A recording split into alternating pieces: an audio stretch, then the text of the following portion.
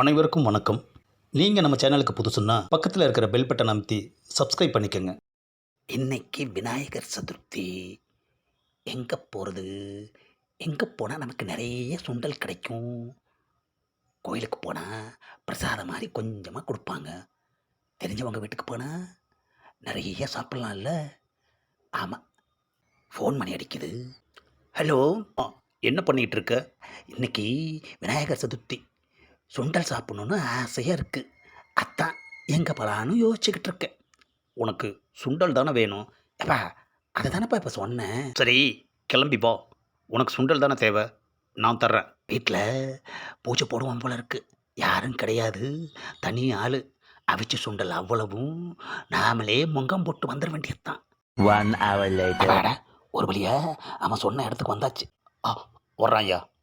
ஆமாம், வந்து ரொம்ப நேரம் ஆச்சா? இல்லைப்பா, இப்போ தான் வந்தேன்.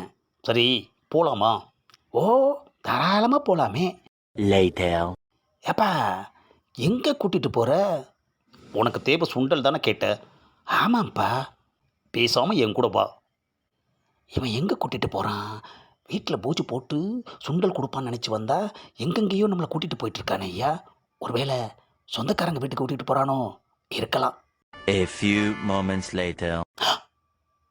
ஆஹா, ஏப்பா, என்னது பீச்சுக்கு கூட்டிகிட்டு வந்துட்ட? நீதானே சுண்டல் சாப்பிட்ணுன்னு சொன்ன. ஆஹா, ஏப்பா, நான் பிள்ளையார் சதுர்த்திக்கு சுண்டல் கேட்டேன். எல்லாமே ஒரு சுண்டல் தானே. பிள்ளையார் சதுர்த்திக்கு சாப்பிட்டா என்ன, பீச்சில் சாப்பிட்டா என்ன?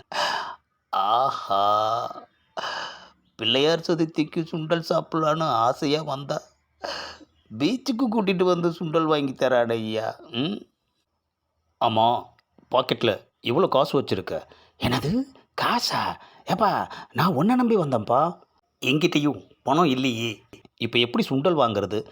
என்னது, எப்படி சுண்டல் வாங்குறதா? ஆஹா, நாம தான் ஓசின்னா இவனும் ஓசியிலேயே சுண்டல் சாப்பிடதாயா நம்மளை கூட்டிகிட்டு வந்திருக்கான்.